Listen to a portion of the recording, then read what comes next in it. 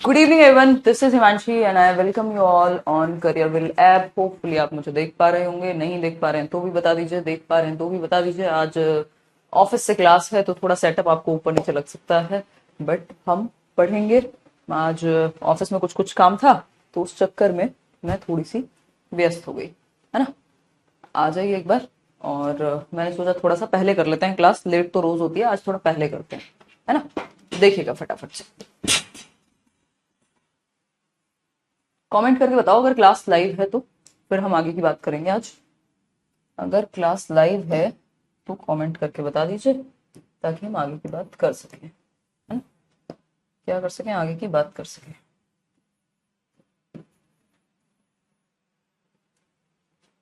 है live. Good evening भाई, good evening, good evening, good evening.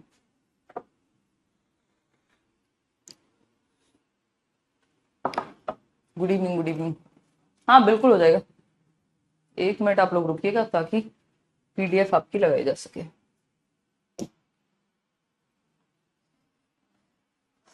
WhatsApp number किसी को भी।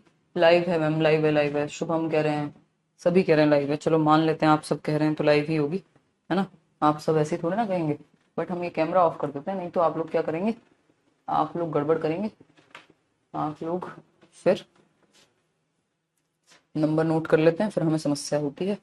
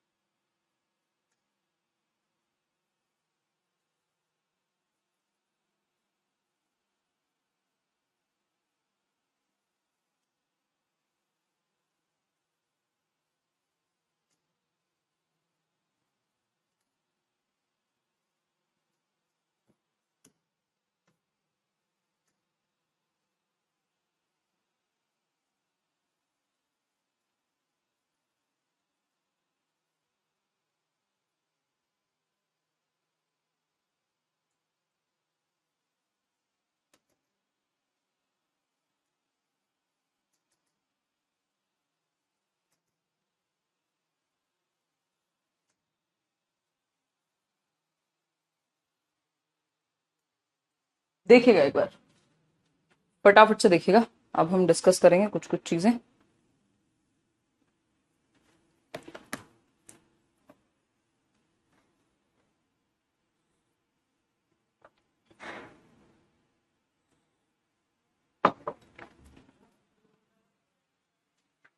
आकाश अभी स्टार्ट किए, एक काम करना।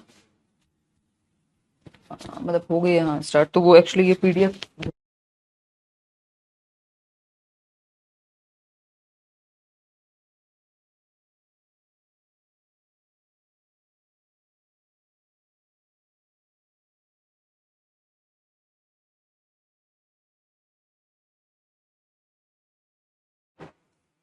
हाँ टाइम चेंज नहीं हुआ, बस आज के लिए चेंज हुआ है। और हम डिस्कस करेंगे सीसीई यानी कॉन्टिन्यूस एंड कॉम्प्रिहेंसिव इवैल्यूएशन, सतत एवं व्यापक मूल्यांकन। हो गया, ठीक है। ज्यादा कम सेकंड का।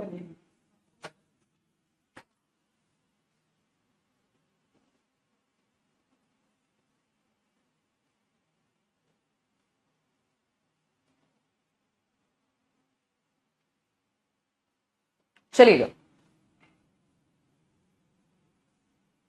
बता देंगे किसका कितना सिलेबस बाकी है, बता देंगे।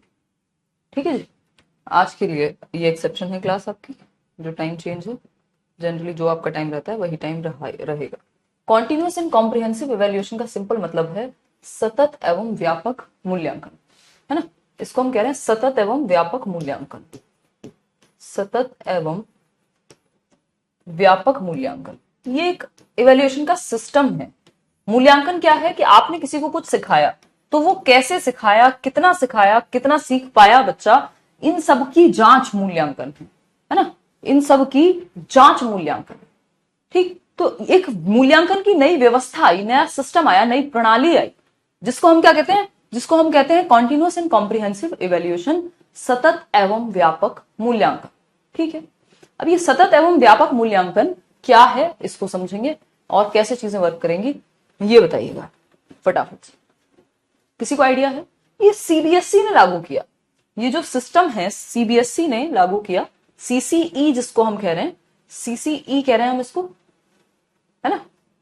क्या कह रहे हैं? सीसीई कह रहे हैं। स्लाइड भी चेंज होना तैयार नहीं है यहाँ पे, देखिएगा। अगर हम सीसीई की बात कर रहे हैं,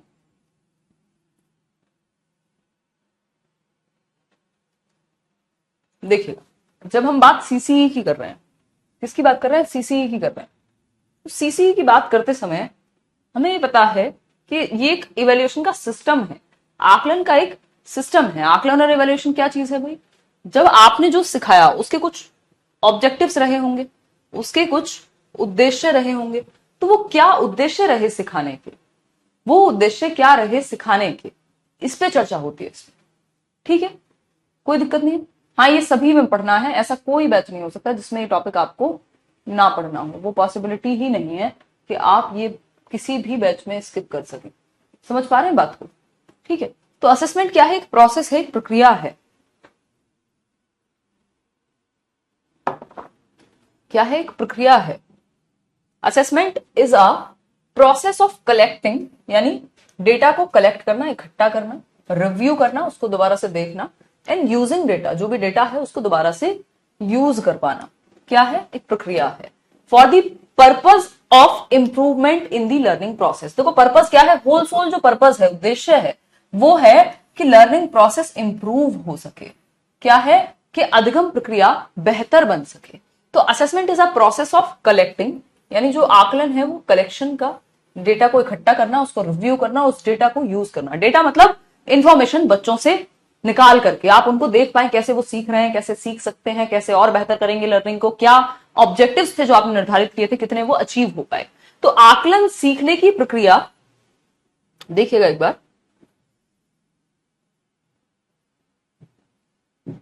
देखिए, आकलन सीखने की प्रक्रिया में सुधार के उद्देश्य से सूचना एकत्र करने की, समीक्षा और उपयोग करने की एक प्रक्रिया है। यानी कि आपने जो डेटा इकट्ठा किया, एकत्रित किया, उससे आप क्या समझ बनाएंगे, वो आकलन है ना? जिसमें आप डेटा को कलेक्ट कर रहे हैं। इसको ऐसे भी हम देख सकते हैं, इसको एक और तरीके से देखने का सिंपल जो मापन है वो ऐसे हो सकता है कि आकलन क्या है? आपने कुछ लर्निंग ऑब्जेक्टिव सेट किए होंगे, यानी अधिगम के उद्देश्य सेट किए होंगे कि भाई हम ये चैप्टर पढ़ रहे हैं, क्यों? ताकि हमें सीसीई के बारे में पता लग सके, हमें ये पता लग सके कि कैसे बच्चे सीखते हैं, है ना? ये बेसिक बातें हमें पता लग सके। अधिगम उद्देश्यों के बारे में हम का पता हो हमें। तो हमने क्या किया? ये जो अधिगम उद्देश्य थे ये अचीव हुए कि नहीं हुए, ये किस हद तक अचीव हुए, इनकी प्राप्ति किस हद तक हुई, ठीक है, ये पता करना है हमें। ठीक है, हाँ। तो अगर हम कहें तो ये जांचने के लिए कि जो हमने लर्निंग के गोल्स, जो उद्देश्य हमने निर्धारित किए थे, जो हमने पहले से बनाए थे, वो किस हद तक अचीव हो पाए हैं। मतलब आप चाहते थे कि मान लीजिए 6th क्लास का बच्चा है तो उसको ये पता हो, उसको क्या हो? पता हो, उसको ये पता हो कि वो क्या सीखेगा। मान लीजिए वो एक मैथ्स में या इंग्लिश में नाउन का चैप्टर भी पढ़ेगा, तो उद्देश्य क्या होना चाहिए उसमें, है ना? तो ये सारी चीजें, अब वो जो उद्देश्य है वो पूरे हो पाए कि नहीं। हम चाह रहे हैं 6ठी क्लास के बच्चे को जोड़, घटाना, गुणा, भाग, बेसिक अर्थमेटिक इक्वेशन, ये सब चीजें आती हो। तो ये क्या है? हमारा उद्देश्य है कि अपनी बात को एक्सप्रेस कर पाए बच्चा। ये हमारे सब उद्देश्य हो गए सिखाने के, लेकिन ये किस हद तक अचीव हो पाए, सिखाया कैसा जाना चाहिए, ये सारी बातें इवैल्यूएशन में आएंगी। तो मूल्यांकन क्या है? कि आपने कैसे सिखाया है, कितना सिखाया है, उसको फिर जांचेंगे।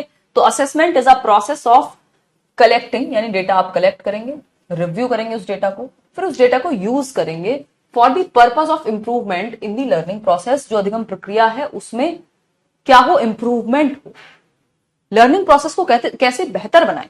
और आपको डराना नहीं है बच्चे को टेस्ट के नाम पे, इवैल्यूएशन के नाम पे, असेसमेंट के नाम पे। बच्चे के अंदर भय पैदा नहीं करना, बल्कि क्या करना है, असेसमेंट को, आकलन को, इवैल्यूएशन को इंटीग्रल पार्ट बनाना है लर्निंग का। इंटीग्रल पार्ट बोले तो भाई एकीकृत है, उसी में समाहित है ना।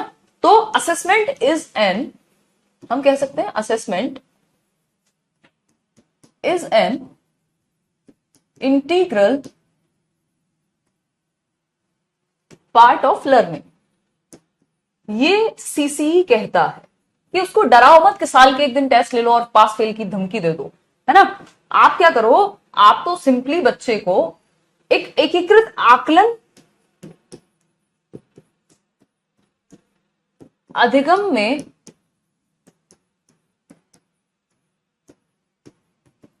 एकीकृत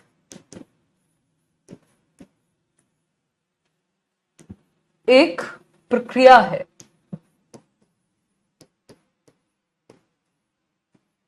ठीक है, प्रक्रिया है, ठीक है।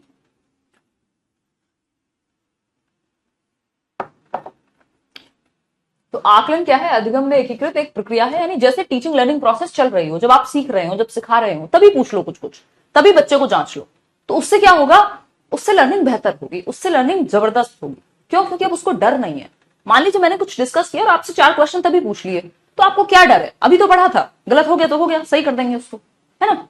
तो किस हद तक लर्निंग ऑब्जेक्टिव्स हमारे अचीव हो पा रहे हैं, और लर्निंग में ही निहित होनी चाहिए आकलन की प्रक्रिया, यानी इंटीग्रल होनी चाहिए, एकीकृत होनी चाहिए, कि सीखते सिखाते समय ही बच्चे को आप जांच भी लें। ऐसा नहीं है कि सीखते सिखाते समय आप कुछ नहीं पूछ रहे हैं और फिर लगभग 6 महीने बाद एकदम एग्जाम आया, उसको याद भी नहीं है कि उसने क्या रटा था, क्या पढ़ा था।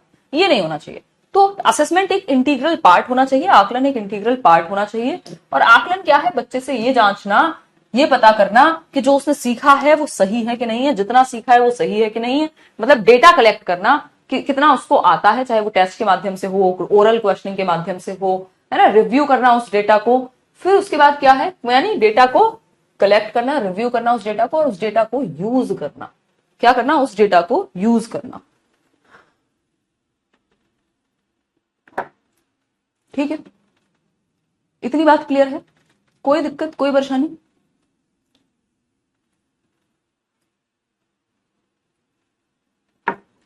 चले आगे चले।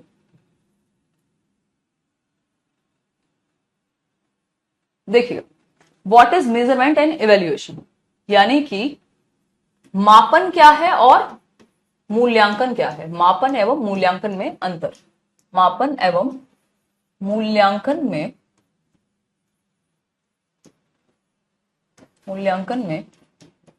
अंतर क्या है वो, मापन एवं मूल्यांकन में अंतर।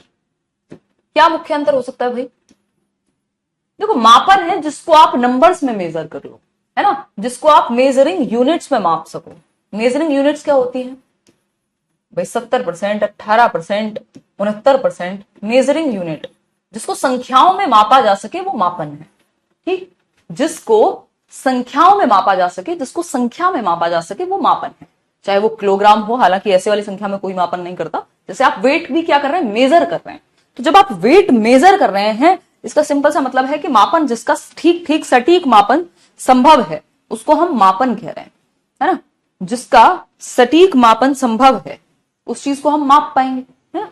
सिंपल सी बात है, इसमें कोई बहुत बड़ी रॉकेट साइंस नहीं है।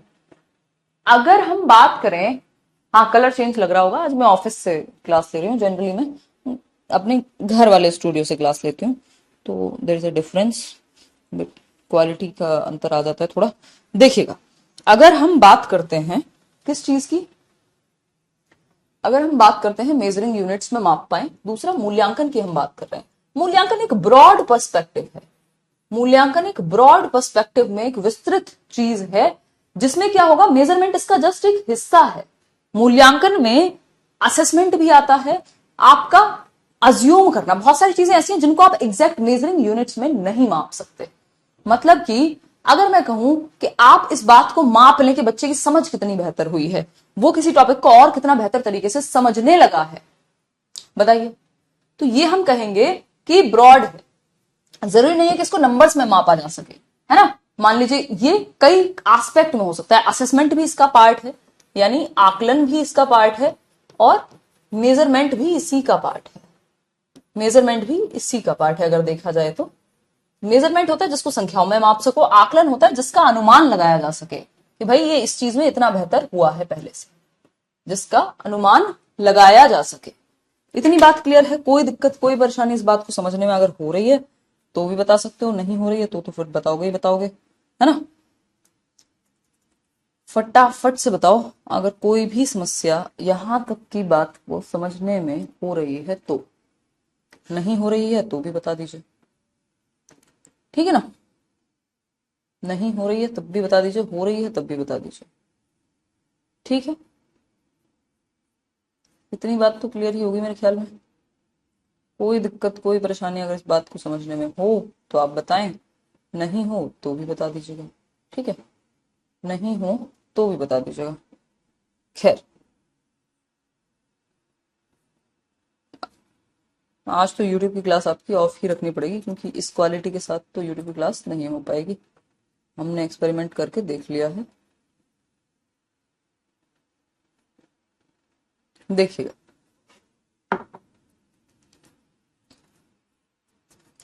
देखिएगा, अगर हम बात करते हैं, यूट्यूब में क्लास नहीं हो पाएगी यार इतनी, ऐसे तो सेटअप सेट नहीं है, मेरी हाइट के अकॉर्डिंग भी नहीं है सेटअप।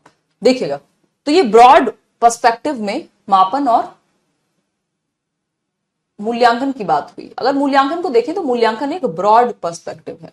क्या है ये? ब्रॉड है मूल्यांकन। मूल्यांकन मतलब जिसमें अंक भी है और मूल्यों का आकलन भी है ना। तो evaluation includes in it measurement and assessment both. जैसे हम कह रहे थे कि ग्रोथ जो होता है, ग्रोथ को समाहित कर लेता है डेवलपमेंट अपने ही अंदर, इसी तरह से जो इवेल्युएशन है वो अपने अंदर समाहित कर लेगा किसको? मेजरमेंट को। मान लीजिए इवेल्युएशन एक ये बड़ा सा सर्कल है ना, वेन डायग्राम पढ़ा होगा सबने, इसी में मेजरमेंट भी आ जाएगा, इसमें असेसमेंट भी आ जाएगा। असेसमेंट भी इसी का हिस्सा है और मेजरमेंट भी इसी का हिस्सा है। और ये क्या है? This is evaluation. क्या है ये? इवेल्युएशन है, ठीक है जी। क्या है? इवेल्युएशन है। इतनी बात क्लियर है? कोई दिक्कत कोई परेशानी कोई समस्या, है ना। हाँ, बारिश है तबस्सुम। तो हम आकलन मतलब उसमें अनुमान लगाएंगे, हम देखेंगे कि प्रोग्रेस कितनी हुई है, बच्चा सीखता कैसे है, बच्चा सीखता कैसे है, ये सब हम पता लगाएंगे। क्या करेंगे? पता लगाएंगे कि बच्चा सीखता कैसे, ये सब हम पता लगाएंगे। कोई दिक्कत नहीं है, इतनी बात क्लियर है? कोई दिक्कत नहीं है। चलें आगे। अगर हम बात करते हैं टाइप्स की, अगर हम बात करते हैं किसकी? टाइप्स की। टाइप्स मतलब प्रकार। अब आकलन के कई प्रकार हो सकते हैं, है ना। आकलन के मुख्य रूप से 3 प्रकार हैं, और भी प्रकार हो सकते हैं। असेसमेंट फॉर लर्निंग, जिसको अधिगम के लिए आकलन कहते हैं। असेसमेंट ऑफ लर्निंग, जिसको अधिगम का आकलन कहते हैं। असेसमेंट एज लर्निंग, जिसको अधिगम के साथ आकलन कहते हैं, ठीक है। अधिगम के साथ आकलन कहते हैं, ठीक। अगर हम बात करें, देखो सीडीपी होता है चाइल्ड डेवलपमेंट पीयूष, और वही टीचिंग एप्टीट्यूड क्या है? टीचिंग एप्टीट्यूड के आप पढ़ाएंगे कैसे, आपके सामने अगर कोई सिचुएशन आएगी तो उसको कैसे डील करेंगे। चाइल्ड डेवलपमेंट है कि बच्चा कैसे विकसित होता है, ये चाइल्ड डेवलपमेंट है ना, कि बच्चा कैसे विकसित होगा, दिस इज चाइल्ड डेवलपमेंट।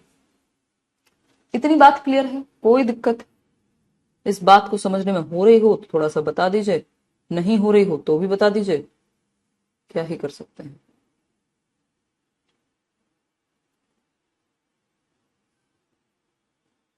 इतनी बात तो हमें क्लियर है, ये छोटी सी बात को समझने में तो मेरे ख्याल में कोई समस्या किसी को भी नहीं होनी चाहिए। अगर है तो मुझे बताओ, नहीं है तो भी बताओ, ठीक है ना। इतनी बात सभी कह रहे हैं यस।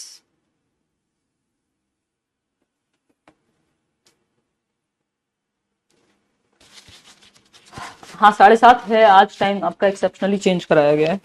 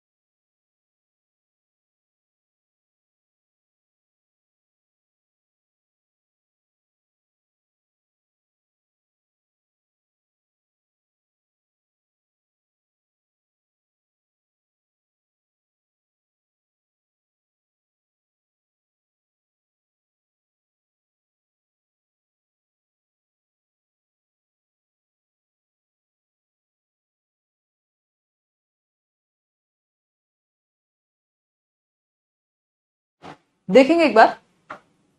हाँ बिल्कुल, उदय सर का बर्थडे है। तो assessment for learning, of learning और एज लर्निंग। फॉर लर्निंग क्या है भाई? फॉर लर्निंग है सीखने के लिए आकलन, यानी अभी अधिगम होना बाकी है, सीखना अभी बाकी है, लर्निंग अभी चल रही है, during the process of learning. तो लर्निंग अभी हो रही है, बच्चे सीख रहे हैं, और उस प्रोसेस में आप कुछ क्वेश्चंस पूछ ले रहे हैं। मान लीजिए आप लेसन प्लान बना के ले जाते हैं और आप 4-5 क्वेश्चन पूछते हैं। मान लीजिए आज आपको बारिश के बारे में पढ़ाना है, या मान लीजिए आप कोई और कविता पढ़ा रहे हैं, कोई आसपास का कोई इतिहास का कोई चैप्टर पढ़ा रहे हैं, हिस्ट्री पढ़ा रहे हैं, इंग्लिश पढ़ा रहे हैं मान लीजिए। तो उस केस में आप कुछ क्वेश्चंस पूछते हैं। मान लीजिए नाउन पढ़ा रहे हैं आप, फॉर एग्जाम्पल आपने नाउन पढ़ा रहे हैं। तो नाउन पढ़ाते समय आप क्या करेंगे कि आप बेसिकली कहेंगे कि कुछ नाम आज तक सुने हो तो उनको बताओ, कुछ उदाहरण दो कुछ नामों के। तो बच्चा बताएगा सुरेश, महेश, कोई कहेगा अपनी फेवरेट जगह बताओ। तो ये सारे क्या है, एग्जांपल्स निकल के आ गए। ठीक, अब ये जो आपने सीखने के लिए आकलन में क्वेश्चंस पूछे थे, इसलिए नहीं कि उनको नंबर देने हैं, कोई नाम ना बता पाए तो गलत हो जाएगा, नहीं। तो ये एक बेसिक सी बात है, जब सीखने के लिए आकलन यानी अभी सीखना बाकी है, चल रहा है या होगा आगे, तब हम असेसमेंट फॉर लर्निंग कहते हैं, है ना।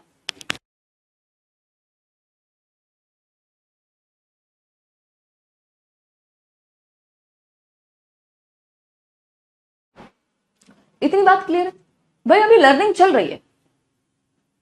हाँ बिल्कुल पीयूष, ये चैप्टर्स जो है ना, ये आपके पेडागोजी में ही आते हैं। तो असेसमेंट फॉर लर्निंग यानी अधिगम के लिए आकलन, अधिगम अभी चल रहा है उसके लिए आकलन, ठीक है। असेसमेंट ऑफ लर्निंग क्या है? ऑफ लर्निंग है अधिगम हो चुका है, अब उसका आकलन कर रहे हैं। असेसमेंट एज लर्निंग है जब चल रहा हो उसके साथ, अधिगम के साथ आकलन। इन तीनों को समझने का प्रयास करते हैं थोड़ा सा, है ना। अगर हम बात करें असेसमेंट एज लर्निंग की, बात कर लेते हैं। असेसमेंट फॉर लर्निंग सबसे पहले हमने देखा था, यानी अधिगम के लिए आकलन। क्या है ये? अधिगम के लिए आकलन, अधिगम के लिए आकलन,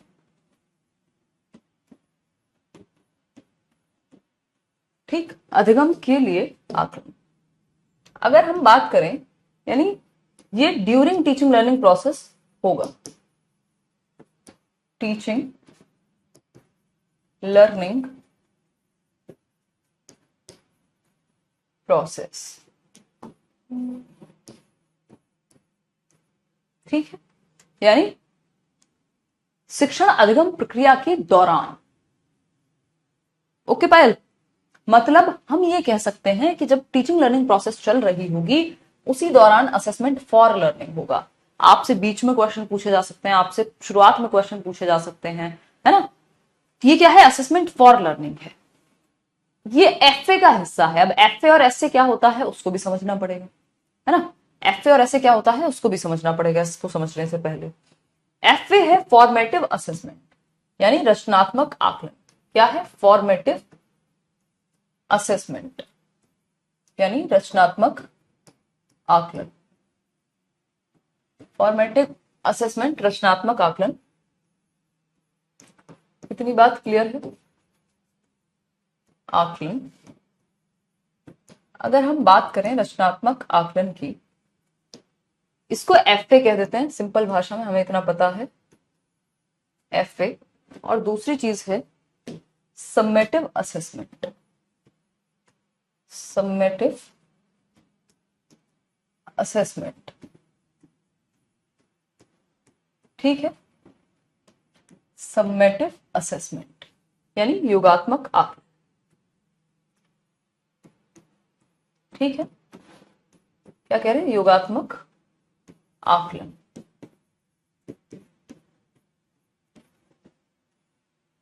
ठीक, अगर हम बात करते हैं फॉर्मेटिव असेसमेंट की, रचनात्मक आकलन की, तो हम ये कह सकते हैं कि यहाँ पे एक्टिविटीज होंगी, ये फीडबैक के लिए कराया जाता है। किसके लिए है? फीडबैक के लिए। फीडबैक हम सभी समझते हैं, यानी कि हमें ये पता लग सके कि जो लर्निंग हुई है वो कैसी हुई है और आगे उसको कैसे लेकर के जाना है ना। मतलब हम कनेक्ट कर सके, लर्निंग में कोई चेंज लाना हो फीडबैक के लिए। इससे क्या होगा? प्रतिपुष्टि के लिए अगर मैं कहूं तो, कि आपने पता किया कि बच्चे कैसे सीख रहे हैं, है ना, बच्चे कैसे सीख रहे हैं, इस बात को लेके आपने एक टेस्ट बनाया। अब उस टेस्ट से ये पता लगेगा आपको कि वो गलतियां कहां कर रहे हैं। वो कैसे सीख रहे हैं, वो किस तरह के क्वेश्चंस में फंसते हैं। तो इससे फीडबैक मिलेगा आपको अपनी ही टीचिंग लर्निंग प्रोसेस के बारे में कि आपके जो टीचिंग मेथड्स हैं वो कितने कारगर हैं, वो किस हद तक सक्सेसफुल रहे, आपका जो टीचिंग लर्निंग प्रोसेस है वो कितना सक्सेस हो पाया, है ना। इस बात का आपको पता किससे चलेगा, फॉर्मेटिव असेसमेंट से चलेगा।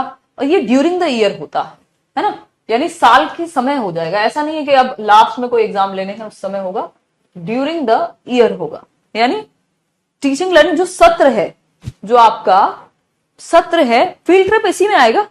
फॉर्मेटिव असेसमेंट का ही हिस्सा होगा फील्ड ट्रिप, क्योंकि वो सबमेटिव नहीं हो सकता। सबमेटिव किसके लिए होते हैं, जजमेंट के लिए होते हैं। एक क्वेश्चन है जो बहुत कंफ्यूजिंग है, मैं आपके साथ डिस्कस भी करूंगी एंड में। अगर हम बात करें सबमेटिव की, जिसको हम एसए कह रहे हैं, अच्छा एफए की जो वेटेज है, एफए की जो वेटेज है वो है 40%। 40% ये कैसे मिलके बनती है उस पर भी चर्चा करेंगे। क्या है, 40% वेटेज है, फीडबैक के लिए होता है। टीचिंग लर्निंग प्रोसेस में कितने ऑब्जेक्टिव्स आपके अचीव हुए हैं, कितने हो सकते हैं, इन सब पे बात करता है। वहीं एसए की जब हम बात कर रहे हैं, सबमेटिव असेसमेंट, एसए की मतलब सबमेटिव असेसमेंट की बात कर रहे हैं। अगर सबमेटिव असेसमेंट की मैं बात करूं तो मैं कहूंगी कि ये जजमेंट के लिए होता है। किसके लिए, जजमेंट के लिए,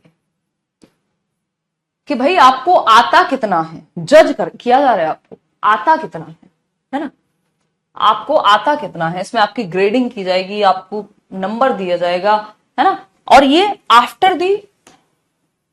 आफ्टर अ ब्रेक और at the end of the session, at the end of the session,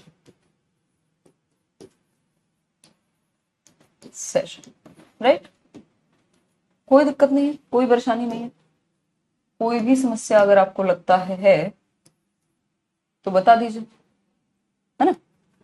summative assessment यानी योगात्मक आकलन जजमेंट के लिए किया जाएगा, और वहीं आपको याद रखना है फॉर्मेटिव असेसमेंट फीडबैक के लिए किया जाएगा। ठीक है, क्या पूछ रहे हो आप, कहां से इग्नोर कर दूंगी भाई मैंने अगर एक कमेंट ही नहीं पढ़ा आपका, है ना। आपको इग्नोर करने के लिए थोड़ा ना बैच में बुलाया गया है, आपके डाउट सॉल्व किए जाए, आप चैप्टर पढ़ें, आप अच्छे से सीखें, आप नौकरी लगाएं, फिर आपका इंटरव्यू लें। हम कितनी खुशी होती है जब आप लोग होते हैं, सेलेक्ट होकर के आते हैं।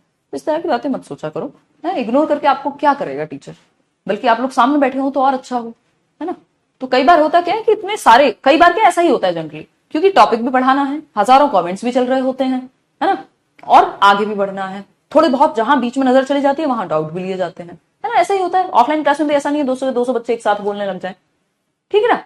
तो हम ये कह सकते हैं, हाँ एनुअल रिपोर्ट को आप सबमिटिव में डाल सकते हो। जो हाफ ईयरली एग्जाम है, मान लीजिए आपके हाफ ईयरली एग्जाम्स होते हैं, मान लीजिए अर्धवार्षिक परीक्षा जिनको हम कह देते हैं, क्या कहते हैं, अर्धवार्षिक परीक्षा, half yearly exam, term 1 term 2 भी कह देते हैं आजकल, हाफ ईयरली एग्जाम और आपका ईयरली एग्जाम या एनुअल एग्जामिनेशन कह देते हैं, जिसको हम क्या कहेंगे, एनुअल एग्जामिनेशन।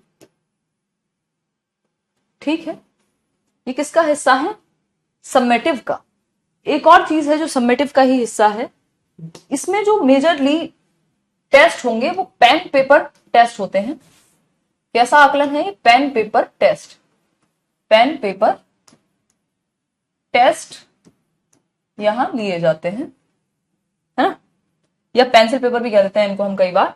पेन पेपर का मतलब है कि ये ट्रेडिशनल वेज होंगे। ट्रेडिशनल वेज का क्या मतलब है भाई, एक नोटबुक दी, एक कोई ऑब्जेक्टिव टाइप टेस्ट बना दिया और माप लिया बच्चों को, कितने परसेंट आए, कितने परसेंट में से कितने परसेंट बने, क्या है क्या नहीं। पेन पेपर टेस्ट होगा। ये सिंपल सिंपल ट्रेडिशनल तरीके हैं, थके हुए तरीके हैं, जिनमें मजा नहीं आता बच्चे को। उसका सिर्फ क्या है, संज्ञानात्मक पक्ष डेवलप होगा, उसके बाकी जो एस्पेक्ट हैं भाई, उसका खेलना कूदना समझना सोचना, इन सब चीजों पे ध्यान ही नहीं जा पाता इसके अंदर, है ना। तो ये सिर्फ पेंसिल पेपर टेस्ट होगा, पेन पेपर टेस्ट होगा, जो ट्रेडिशनल वे है, जिसमें थके हारे तरीके हैं, चाहे वो ऑब्जेक्टिव टाइप क्वेश्चन हो, है ना, जिसको हम एमसीक्यू कह रहे हैं। ठीक, इसके अलावा आपके एस्से टाइप क्वेश्चंस हो, या और इस तरह के अन्य सवाल हो सकते हैं पेन पेपर टेस्ट में। जबकि अगर हम बात करते हैं फॉर्मेटिव असेसमेंट की, तो फॉर्मेटिव असेसमेंट जिसको आप एफए कह रहे हैं, फॉर्मेटिव असेसमेंट एक ऐसी चीज है, फॉर्मेटिव असेसमेंट एक ऐसी चीज है जो फीडबैक के लिए हो रही है, जो मजे से सीखने के लिए हो रही है, जो इसलिए हो रही है कि लर्निंग कैसे हो रही है इसको ऑब्जर्व किया जा सके, अवलोकन किया जा सके, उसको इंप्रूव किया जा सके, है ना, रिकॉर्ड किया जा सके कि कैसी हो रही है, इस चीज को दिमाग में रखा जाए और आगे क्या इंप्रूवमेंट संभव है, ये सब चीजें हो पाए। ठीक है, तो रचनात्मक यानी अदर वेज, न्यू वेज, वही पेन पेपर टेस्ट वाले नहीं, new ways, pen paper test नहीं कि वही बोरिंग बातें चल रही हैं, वो सब नहीं, न्यू वेज, नए तरीके, नए ढंग से सीखना। ठीक है, इतनी बात क्लियर है, कोई दिक्कत नहीं है इस बात को समझने में। हाँ, अभी हमने जब आज शुरुआत में बात की थी तो हम सीसीई को डिटेल में ले जाना भूल गए थे, तो पहले सीसीई को डिटेल में समझ लेते हैं। सीसीई बोले तो कॉन्टिन्यूअस एक वर्ड है, इसमें दो शब्द सबसे महत्वपूर्ण है। इवेल्युएशन को तो हमने समझ लिया है, continuous and comprehensive, comprehensive evaluation. ठीक है, कॉन्टिन्यूअस एंड कॉम्प्रीहेंसिव इवेल्युएशन मतलब क्या हुआ इसका? सतत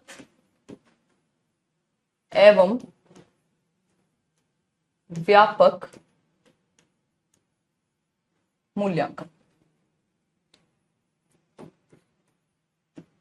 सतत एवं व्यापक मूल्यांकन। ठीक है, इतनी बात। सतत का मतलब है इन कॉन्टिन्यूटी, जो चलता रहे, इंटीग्रल पार्ट हो, जो शब्द हम शुरुआत में समझ रहे थे कि टीचिंग लर्निंग प्रोसेस का ही एकीकृत हिस्सा हो, जो एग्जाम्स हैं वो डर के रूप में ना आए, बल्कि जब सीख रहा हो बच्चा उसी बीच उसको हम टेस्ट भी करते जाएं।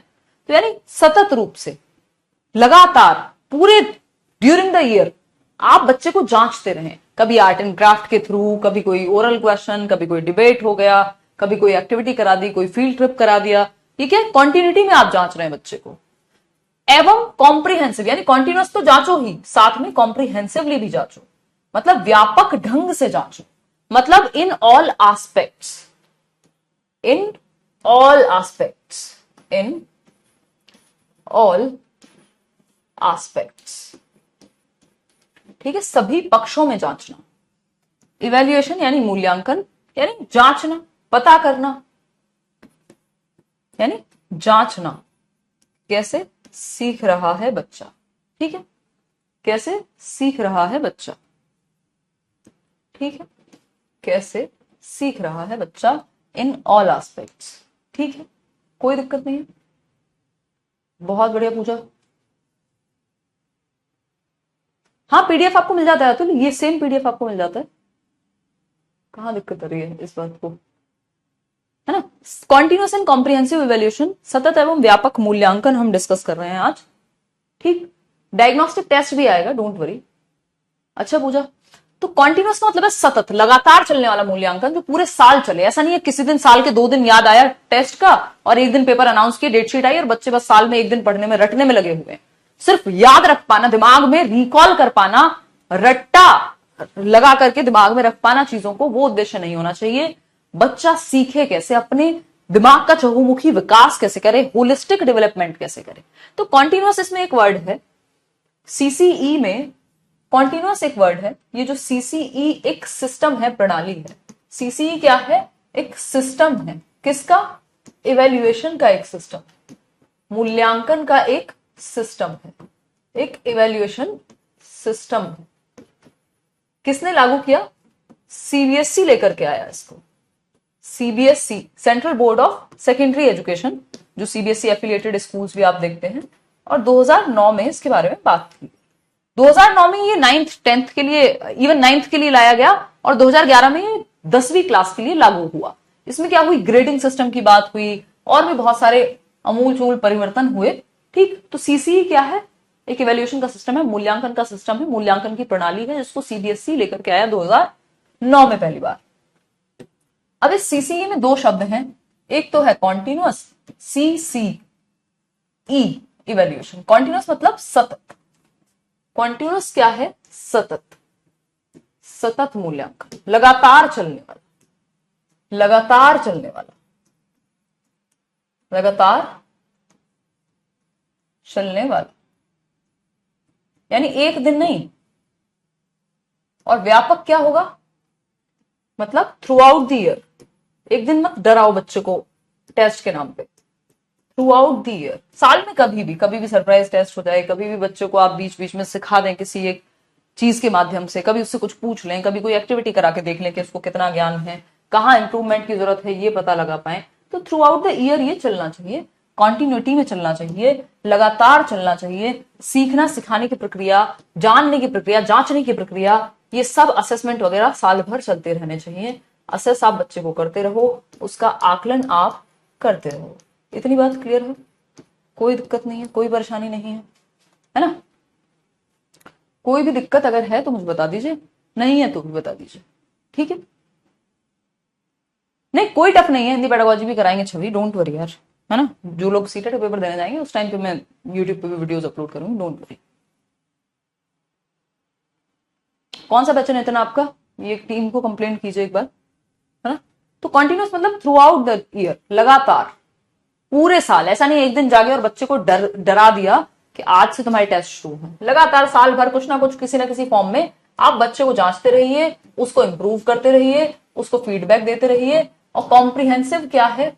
कॉम्प्रिहेंसिव है व्यापक, कॉम्प्रिहेंसिव है व्यापक। व्यापक बोले तो in all aspects, in all respects, ठीक है? कॉम्प्रिहेंसिव मतलब इन ऑल एस्पेक्ट्स, यानी सभी पहलुओं को जांचना, सभी पक्षों का आकलन, सभी पक्षों का आकलन, ठीक है? सभी पक्षों का आकलन, ठीक। अगर मैं कहूं सभी पक्षों का आकलन इन, मतलब क्या है? स्कोलेस्टिक, दो पक्ष होते हैं, स्कोलेस्टिक प्लस को स्कोलेस्टिक। स्कोलेस्टिक का मतलब होता है शैक्षिक, पेन पेपर से संबंधित, दिमाग से संबंधित, याद करने से संबंधित, पढ़ने से संबंधित, किसी विषय से संबंधित। और को स्कोलेस्टिक होता है उसकी सह शैक्षिक गतिविधियां। स्कोलेस्टिक बोले तो शैक्षिक, को स्कोलेस्टिक बोले तो सह शैक्षिक, सह शैक्षिक, ठीक है जी? यानी शिक्षा के साथ साथ आप उसके बाकी डोमेन को भी जांच पाए, है ना? अभी नगर इस पे कोई भी अपडेट मेरे पास नहीं है, ठीक है जी? हाँ, आज की क्लास थोड़ी पहले हुई है, आप लोग बाद में ज्वाइन कर रहे हैं, मैं बताऊं, शुरुआत में बता चुकी हूँ। हाँ, रियल लाइफ में रोट लर्निंग हुई है, बट हम यहां चाहते नहीं है कि ऐसा हो। तो स्कोलेस्टिक प्लस को स्कोलेस्टिक, यानी शैक्षिक प्लस सह शैक्षिक। शैक्षिक संबंधित है पेन पेपर टेस्ट से, सह शैक्षिक संबंधित है आप क्या? अगर हम शैक्षिक की बात कर रहे हैं, यहां स्कोलेस्टिक की बात कर रहे हैं, स्कोलेस्टिक की बात कर रहे हैं, शैक्षिक पक्ष की बात कर रहे हैं, ठीक है? अगर हम शैक्षिक पक्ष की बात कर रहे हैं, शैक्षिक पक्ष की बात कर रहे हैं, तो हम कह सकते हैं कि पेन पेपर टेस्ट से संबंधित, पेन पेपर रिलेटेड, या फिर दूसरा पॉइंट हो सकता है आपका कॉग्निटिव एस्पेक्ट को देखना, सिर्फ संज्ञानात्मक पक्ष, सिर्फ दिमाग को जांचना। संज्ञानात्मक मतलब सिर्फ दिमाग को जांचना, संज्ञान को जांचना, दिमाग में क्या क्या बैठा सकता है, कितना सोच सकता है, कितना पढ़ लिख सकता है ना? सिर्फ संज्ञात्मक पक्ष, ठीक? पेन पेपर टेस्ट, पढ़ाई लिखाई, ये मेन चीज है, ठीक? स्कोलेस्टिक यानी शैक्षिक पक्ष, ठीक है? इतनी बात क्लियर है, कोई दिक्कत नहीं है, कोई परेशानी नहीं है इस बात को समझने में। आज 6:15 टाइम रखा गया था आपका, आज था आपका टाइम 6:15 के समय का। इतनी बात होपफुली आप देख भी पा रहे होंगे, समझ भी पा रहे होंगे और जान भी पा रहे होंगे। एक्चुअली आज चक्कर क्या है, मेरे को ऑफिस आना पड़ा था, तो इस चक्कर में आपकी क्लासेस थोड़ी सी डिस्टर्ब हो गई हैं। मैं अभी कल से सोई भी नहीं, मैं कल मेरे को मोर देन 24 आवर्स हो गए, और ऑफिस में भी कुछ काम था, फिर उदय सर का बर्थडे भी निकला, फिर सोचा कि ठीक है अब लेट तो हो ही रहा था, क्लास भी ले लें और फिर उसके बाद सर की बर्थडे पार्टी में भी शामिल हो जाएं, सभी टीचर्स हैं यहाँ पे, है ना।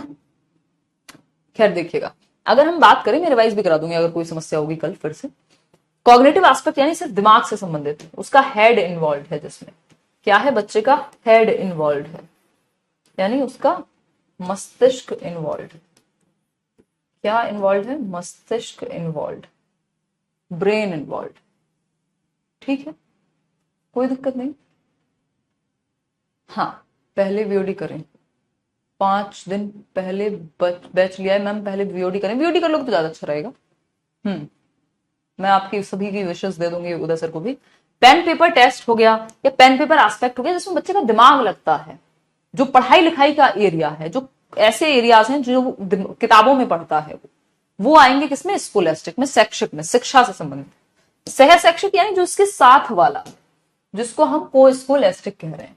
क्या कह रहे हैं, को स्कूलेस्टिक, को स्कूलेस्टिक domain.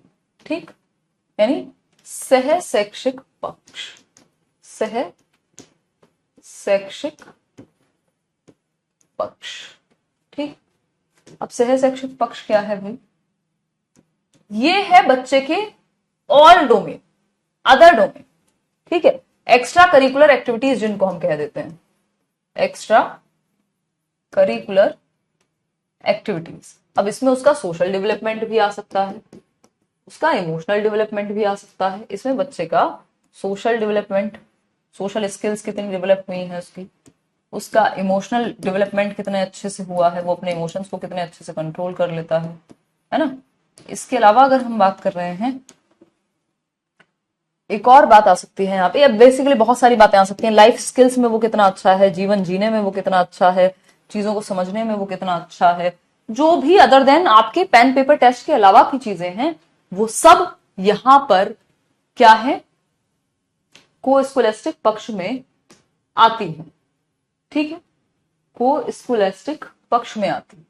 Extra curricular activities, social skills, emotional development, life skills, मतलब पढ़ने के अलावा जितनी भी चीजें हैं, यानी कॉग्निटिव के अलावा आपका जितने भी पक्ष हैं। कोई बच्चा स्पोर्ट्स में अच्छा हो सकता है, कोई बच्चा ड्राइंग में अच्छा हो सकता है, कोई बच्चा पेंटिंग में अच्छा हो सकता है, कोई बच्चा डिबेटिंग में अच्छा हो सकता है ना, कोई बच्चा किसी और चीज में अच्छा होगा। जरूरी नहीं हर बच्चा नंबर लाने में अच्छा हो, हर बच्चा पढ़ने में अच्छा हो। ठीक है ना, पढ़ने में अच्छा हो ये भी जरूरी नहीं। कौन सा बच्चा, नितिन एक बार कॉल कर लीजिए टीम को। तो हम को स्कूलेस्टिक मतलब सह शैक्षिक, एक्स्ट्रा करिकुलर एक्टिविटीज, बैडमिंटन हो सकता है, कुछ और हो सकता है, यहाँ पे करिकुलर एक्टिविटीज आती हैं। करिकुलर बोले तो शैक्षिक पक्ष, जहां पे पढ़ने लिखने की बात हो रही है। क्या हो रही है, पढ़ने लिखने की बात हो रही है। इतनी बात क्लियर है। तो ये हुई एक बात। अब देखते हैं फटाफट से कि इन दोनों को मिला के क्या बनता है। सीसीई कह रहा है, जो कॉन्टिन्यूस एंड कॉम्प्रिहेंसिव इवेल्युएशन है, वो कह रहा है कि भैया स्कोलेस्टिक को भी जोड़ दो, स्कोलेस्टिक प्लस को स्कोलेस्टिक,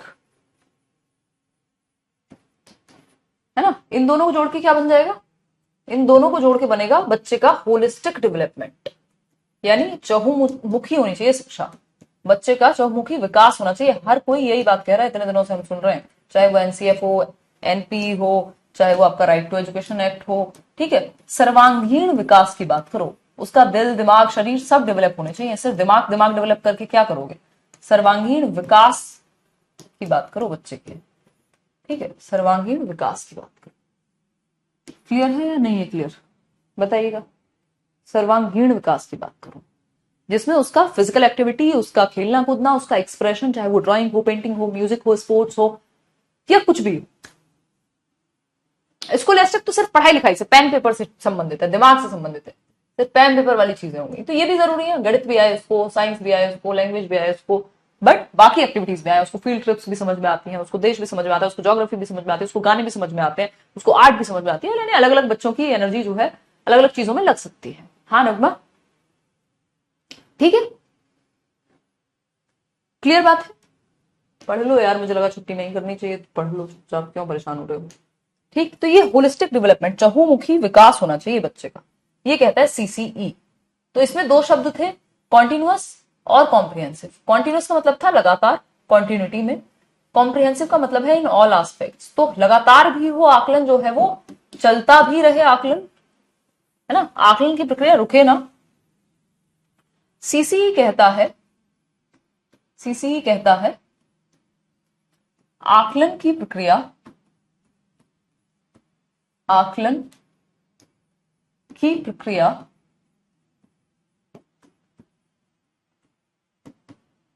सतत व, सतत मतलब लगातार चलने वाली, पूरे साल चलना चाहिए किसी ना किसी फॉर्म में, एवं व्यापक यानी हर एक पक्ष में व्यापक होती है। इतनी बात क्लियर है? कोई भी दिक्कत मेरे ख्याल में इस छोटी सी बात को समझने में नहीं आ रही होगी। अगर आ रही है तो बता दो। आ रही है तो बता दो, नहीं आ रही है तो भी बता दो।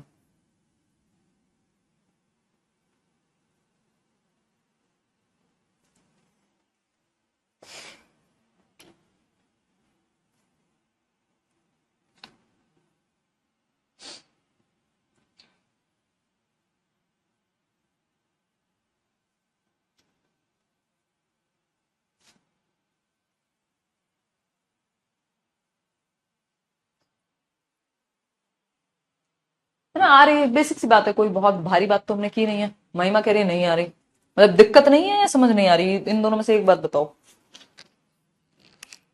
हाँ, अभिषेक स्लो ही चल रहे हैं एक्चुअली, मैं बहुत ज्यादा नींद में हूँ और छोटी छोटी बातों को समझने की कोशिश कर रहे हैं। ये बेसिक बात, इसका क्रक्स यही है सीसीई का।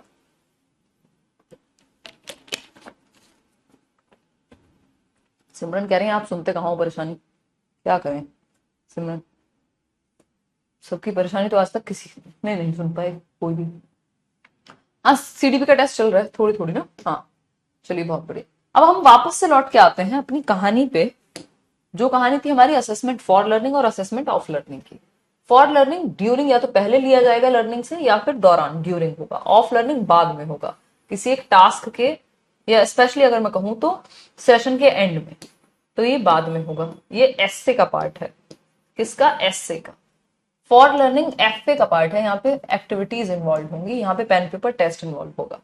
एज लर्निंग है, जैसे ही लर्निंग चल रही हो उसी दौरान सीखना, है ना, उसी दौरान सीखना। मतलब मान लीजिए कोई चैप्टर पढ़ा रहे हैं, उसी में बीच बीच में कुछ कुछ पूछते जा रहे हैं। व्यापक का मतलब है इन ऑल एस्पेक्ट्स, दिल दिमाग सब शामिल हो गए व्यापक में, ठीक है ना। कितने चैप्टर सीमा देख लेते हैं एक बार, कितने आपके चैप्टर्स बचे हैं, अदरवाइज आपके एक दो ही चैप्टर बचे होंगे, वो वैसे ही हो जाएंगे कवर, ठीक है ना, कोई दिक्कत नहीं है, कल फिर से रिवाइज करा देंगे। अधिगम के लिए आकलन, यानी अभी आकलन होने वाला है।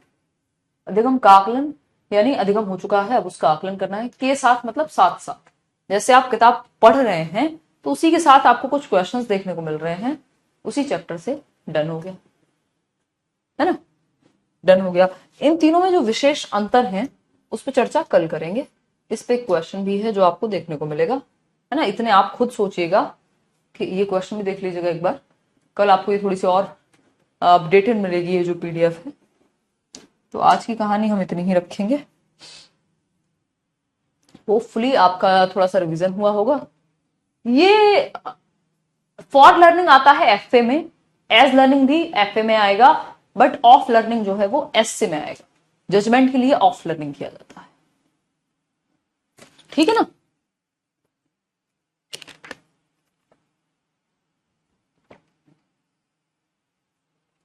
ठीक बात है कामो, कहां समस्या आ रही है बताओ, फटाफट से बताओ कि भाई हमें समस्या यहां है। यूट्यूब पे आज क्लास नहीं होगी, ये भी होगा, दोबारा होगा। ये जो assessment of learning, for learning और एज लर्निंग है, इसको कल डिस्कस करेंगे, ठीक है ना। चलिए आज के लिए इतना ही रखते हैं, इस पे विचार कीजिएगा। आज जो जो हमने पढ़ा है, कल 7:30 ही होगी आपकी क्लास। आज एक्सेप्शन था, 6:15 हमें स्टार्ट करनी हुई। और नहीं, कल तो सैटरडे है, मंडे आपकी क्लास होगी। अब मंडे मिलेंगे, मस्त इतने आराम कीजिए, पढ़ाई कीजिए, साथ साथ रिवीजन कीजिए। टेक केयर, गुड नाइट, ध्यान रखिए अपना, बाय बाय। हर छोटी बात पे परेशान मत हुआ करो यार। ऐसे कैसे जीवन चलेगा, हर हर छोटी बात पे परेशान होगे तो। अच्छा, धन्यवाद नीतू। बाकी आराम से पढ़ाई कीजिए, टेंशन मत लीजिए। हाँ, कल सैटरडे, कल ऑफ है। और अभी बैच पढ़ो आराम से, सारी चीजें समझ में आ जाएंगी। संजय, जैसे जैसे पढ़ते जाओगे कुछ डाउट्स टाइम के साथ सॉल्व हो जाएंगे। इतना टेंशन मत लो कि क्या करें और कैसे करें, सब कवर होगा। बाय।